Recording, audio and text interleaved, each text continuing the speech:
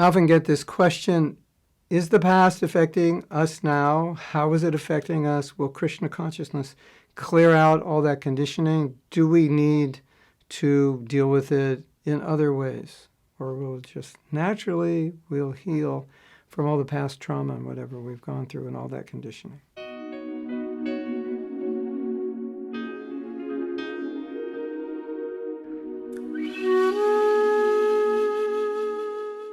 And the answer to your question is definitely maybe. It depends on the conditioning, it depends on you, it depends on your spiritual practice, it depends on what trauma you've been through and so forth.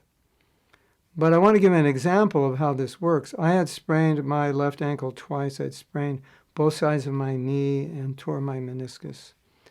I fractured a rib.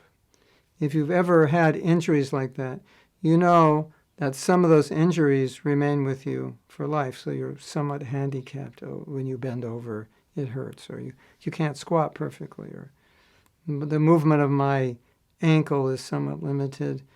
The pressure I can put on my knee is somewhat limited. I had once strained or pulled some ligaments or tendons or something in my hip, and so my hip gets sore after I walk a few hours. So that means something in the past which was not healed properly now affects me in the future. We find this a lot. Sometimes we react to a situation and we're maybe reacting unnecessarily, but it's based on something that's happened in the past. I was let down. Now I don't trust people now. I don't trust certain kinds of people. We have this saying in English, once burnt, twice shy. So now that I went through this experience, then what happens? I'm very cautious, often unnecessarily so. So I don't trust him, but he's trustworthy. Well, why don't you trust him? Because I've been let down by this other person. I was in a car accident. The van flipped over at midnight while I was sleeping in the back. For 1 year, I could never sleep in a moving car. It was like I was traumatized by that accident. And so I sleep in the car all the time. It's a lot of us just want to get in the car. We're Hare Krishnas, we're sleep deprived. We get in the car and I just go to sleep, no problem. But if you've been in an auto accident, it is a problem because the past is affecting the present. And there are so many examples like that. Years ago, maybe 25 years ago, I had a business and it was inside a mall. And these malls, you don't know if it's day or night or whatever, and we sometimes would work at Christmas time, and they have these crazy hours. You have to open your card at like 8 a.m. and you have to stay till midnight. And so we did that for a few years, and actually after that, being in the malls for years like that, it was so not my nature to do that. Whenever I walk in a mall, I would be like, get me out of here. I don't even want to be in it. It was such a bad experience. It's like, people go to malls to have fun, to go shopping, have a good time. And I'm going to the mall and just, I don't want to be here.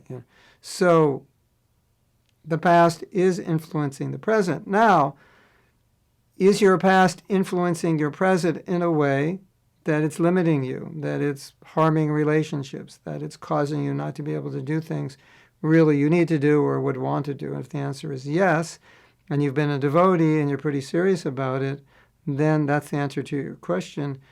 Does the past affect the present? Yes, you know that.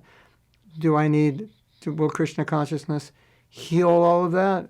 And the answer is, well, you can answer it. If you still have the problem, it hasn't. Now, interestingly enough, sometimes we become detached from the healing process. Like I'm so detached, I don't even notice the problem, or I don't think I need to do anything about the problem. I'm actually detached from even focusing on the problem, acknowledging it. That's a bad detachment.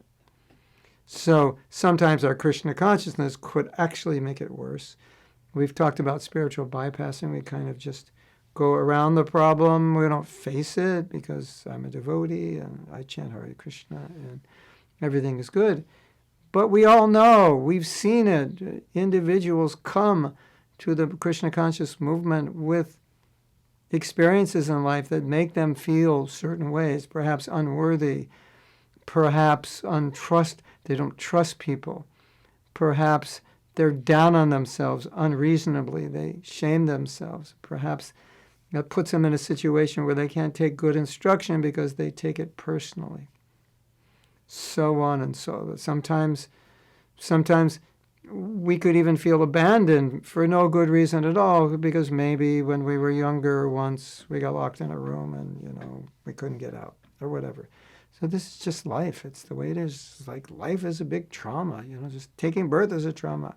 Growing up is a trauma. There's so many experiences that may affect us presently. So if I want to be better and I'm held back, if I want to have better relationships and I find maybe I can't open up to people, I don't trust people, which I need to do with devotees, then we want to go back and see, is there something from the past that's affecting me now?